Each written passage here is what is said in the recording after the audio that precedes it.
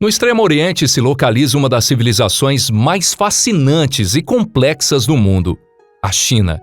Os primeiros registros escritos conhecidos da história da China datam de 1250 a.C., da dinastia Shang, considerada a primeira dinastia chinesa.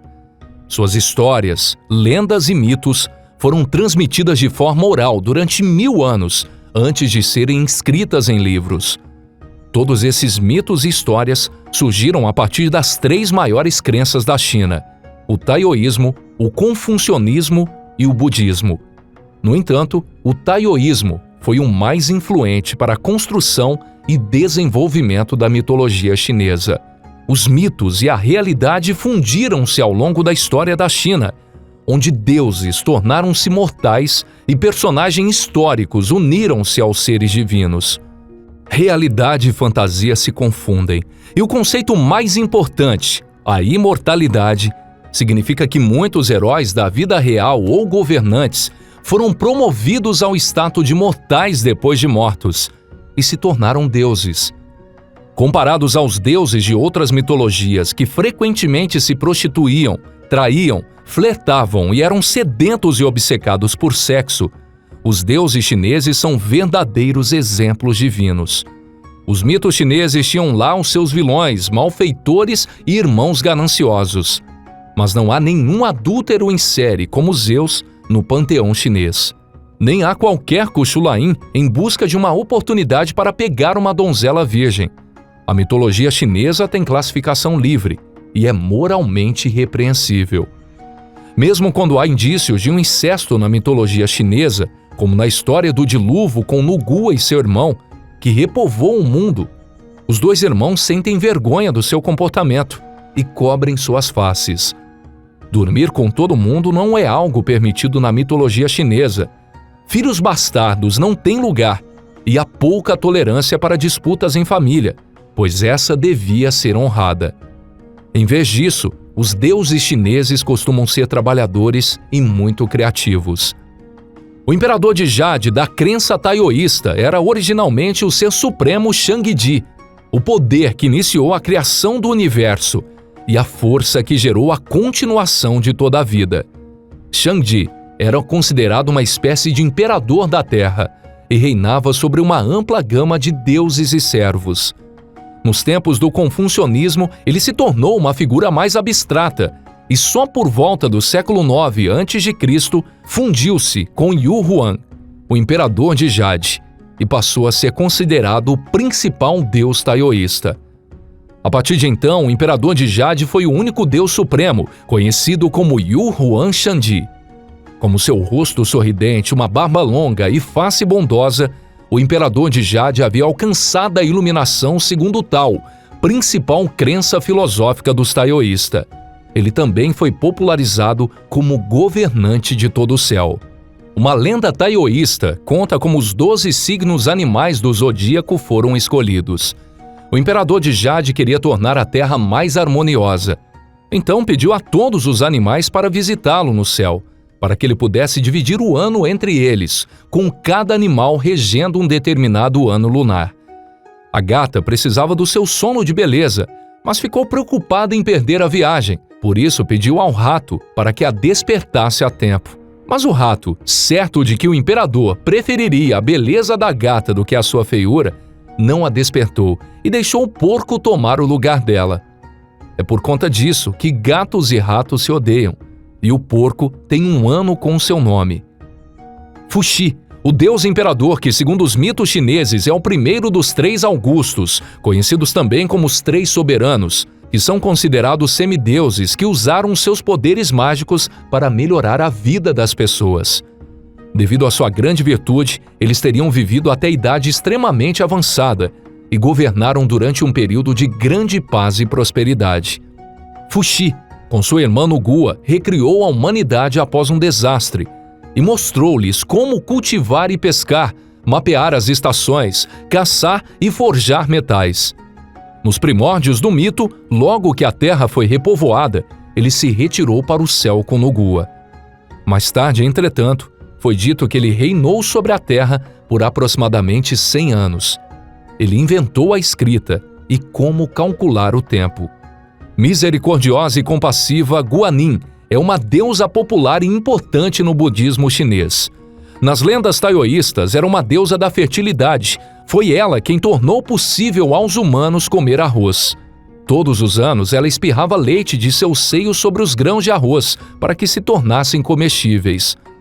Nas lendas budistas, ela ajudou a levar o texto sagrado do budismo da Índia para a China, curava crianças doentes e consolava os aflitos e presos. Ela ajudava também os pobres e os oprimidos, era a protetora dos viajantes. Muito reverenciada pelas mulheres, Guanyin era capaz de trazer a fertilidade a casais que não podiam ter filhos. Sucessor de Fuxi, Shennong é o segundo dos três soberanos. Foi um herói cultural e imperador mítico, filho de uma princesa mortal e um dragão do céu. Como metamorfo, ele geralmente assumia a forma de um humano com a cabeça de boi, mas podia virar um vento abrasador e criar enormes incêndios florestais para ensinar aos mortais como devastar a terra para fins agrícolas. Ele ensinou muitos segredos para um bom cultivo de alimentos, além de ser o criador da medicina chinesa. Algumas lendas dizem que ele governou de 2737 a 2697 a.C., e muitos estudiosos atualmente pensam que ele é o imperador Yanti, suposto sucessor dos três soberanos. Segundo uma outra lenda, ele governou por 17 gerações humanas e usava o seu estômago como centro de testes de plantas medicinais. Gandhi é um deus da guerra, que pode ter sido um general do exército, que foi executado como prisioneiro de guerra durante um período de divisão na China. Embora talvez tivesse sido um homem, o deus tinha quase 3 metros de altura e uma força extraordinária. Além disso, Gandhi, em geral, é representado como tendo a face vermelha. Mas ao contrário dos deuses da guerra ferozes de outras mitologias, Gandhi é conhecido por sua cortesia, fidelidade e por ficar satisfeito quando a paz prevalece. Em 1594, o imperador chinês reconheceu Gandhi como um deus e ofereceu sacrifícios a ele. Hutu, conhecido como Príncipe da Terra, é o deus da agricultura e fertilidade que se manifesta no planeta inteiro. A cada ano na China antiga, o imperador e os oficiais das vilas de todo o país viravam a primeira pá de terra na época de plantio como parte de uma cerimônia de fertilidade, refletindo a preocupação da China em alimentar seus muitos habitantes. Huangdi é o terceiro dos 3 soberanos e líder mítico, no qual seu nome significa Grande Deus Amarelo, considerado também aquele que trouxe a civilização para a China. Huangdi é o inventor das roupas, armas, bússola, moedas e do governo. Um guerreiro amante da paz que possui 4 faces, de modo que pode ver tudo. De acordo com uma lenda, Huangdi lutou 4 batalhas. Em uma delas, ele usou a água para derrotar seu irmão, o deus do fogo, Yandi, o grande deus flamejante, e assim ganhou a soberania do mundo. Em uma outra batalha, Huangdi usou a seca para derrotar o deus guerreiro que possuía a arma da chuva. Na tradição taoísta, Huangdi tornou-se o Deus Supremo e o libertador dos homens. Embora não seja de fato um deus, Lung é o dragão justo e bondoso associado às nuvens, névoa, chuva e rios. Lung é tão cativante que algumas vezes os deuses tomavam a forma de dragões, que com o tempo veio a se tornar o símbolo da realeza chinesa.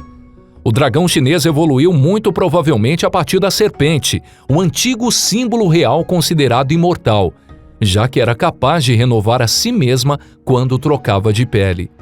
Xiaoshun é o deus do lar mais importante na China e mora no espaço próximo ao fogão nos lares chineses.